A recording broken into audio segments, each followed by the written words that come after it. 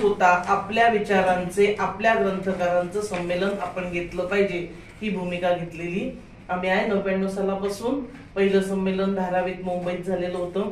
अंमळनेरला आता 18वं विद्रोही मराठी साहित्य संमेलन झालं आणि मागची 5 संमेलनं विद्रोही सांस्कृतिक चळवळ हाच मुख्य प्रवाह आहे साहित्य संस्कृतीतला हे आम्ही सिद्ध केलेलं आहे. त्यांच्या संमेलनात खुर्च्या रिकाम्या होत्या, उपमुख्यमंत्री मुख्यमंत्री नाराज होऊन गेले, त्यांना भाषणासाठी थांबावं लागलं, अध्यक्षांनाही ओळखणारी लोक तिथे जमलेली होते. हे सर्व माध्यमांनी तुम्हीच लोकांनी प्रसिद्ध केलेलं आहे. त्यामुळे त्यांच्यावर आम्ही पूर्ण वैचारिक मात केलेला आहे आणि हा आमचा प्रमुख प्रवाह आहे, हा आमचा दावा आहे. आणि आता पुढचं संमेलन हे आपल्या शहरामध्ये घेण्याचा निर्णय घेतलेला आहे.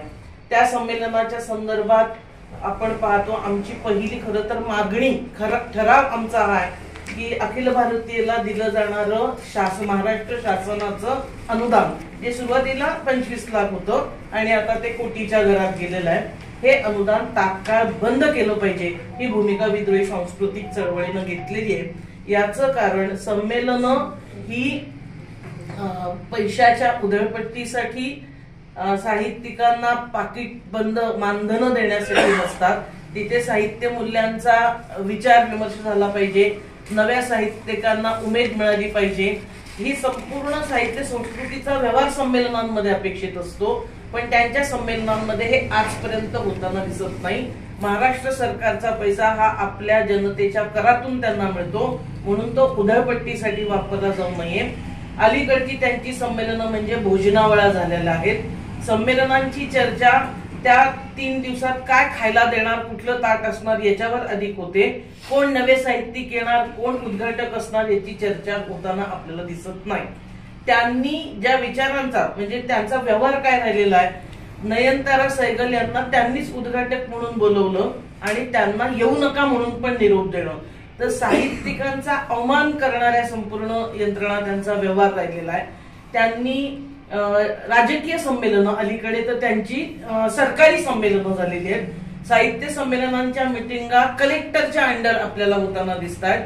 आदेश दिले जात आहेत, तुमच्या 1 दिवसाचा पगार, महिन्याभराचा पगार, या पद्धतीनं साहित्य संस्कृतीचा व्यवहार घडता कामा नये.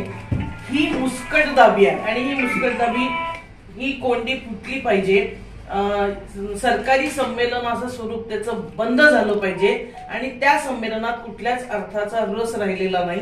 त्यांचा स्मरणिका काढली, त्याच्यामध्ये नथुरामचा उल्लेख पंडित असा केलेला आहे. म्हणजे कुठल्या विचारांचा ते पुरस्कार त्यांच्या सगळ्या ह्याच्यात करतायत आणि म्हणून त्यांना एक विधायक नकार देत. म्हणजे आमचं विद्रोहीचं चिन्ह एक फुली आणि एक लाल बरोबरचं चिन्ह आहे.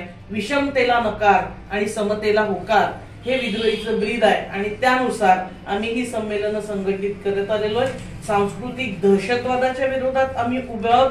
कोणी काय खावं कोणी खाऊ नये हे कुणीही, ही जी दहशत आता समाजामध्ये पसरवली जाते, स्त्रियांना जणू काही त्या जननी यंत्र असल्यासारख्या त्यांनी 5 पोरं जन्माला घाला, 10 पोरं जन्माला घाला, म्हणजे अभिव्यक्ती स्वातंत्र्याची गळचेपी, ही पुरुषी मूल्यांचं सतत रिप्रोडक्शन करत राहणं हे खूप मोठ्या प्रमाणावर वाढलेलं आहे.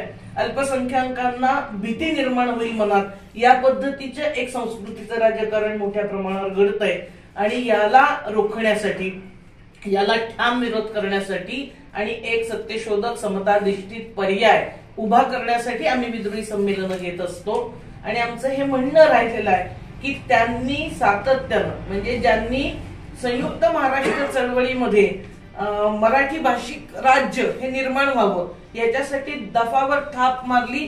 शाहीर अमर शेख आहेत, शाहीर अण्णाभाऊ आहेत, गव्हाणकर आहेत, तिघांना म्हणजे मराठी भाषाच्या राज्यासाठी जे जीवाचं रान करत होते, अखिल भारतीयवाल्यांनी त्यांना साधन हे होऊ नये. लोकांना व्यासपीठ मिळावं म्हणून ते काय पैसे दरवर्षी वाढवत जात आहेत का काय? हो तसंच शंका नाही. ऑडियन्स मिळावा तो पण मिळत नाहीये, तो इकडे आहे. साहित्य संस्कृतीचा ऑडियन्स आता तिथे राहिलाच नाही. ते राजकीय कार्यकर्ते आहेत, ते जातात. आणि संमेलनात आम्ही अशी कुठली स्थिती नाही पाहिली की ते वर्ध्याला चपळगावकर सर होते तर त्यांना सुद्धा ओळखलं नाही, त्यांना अडवलंय. इतकं साहित्यिकांचा वावर असताना आपला अध्यक्ष माहित नसावा, या पद्धतीचं जे कल्चर तिथे आहे ते खूप भयावह आहे साहित्य संस्कृतीच्या संदर्भात.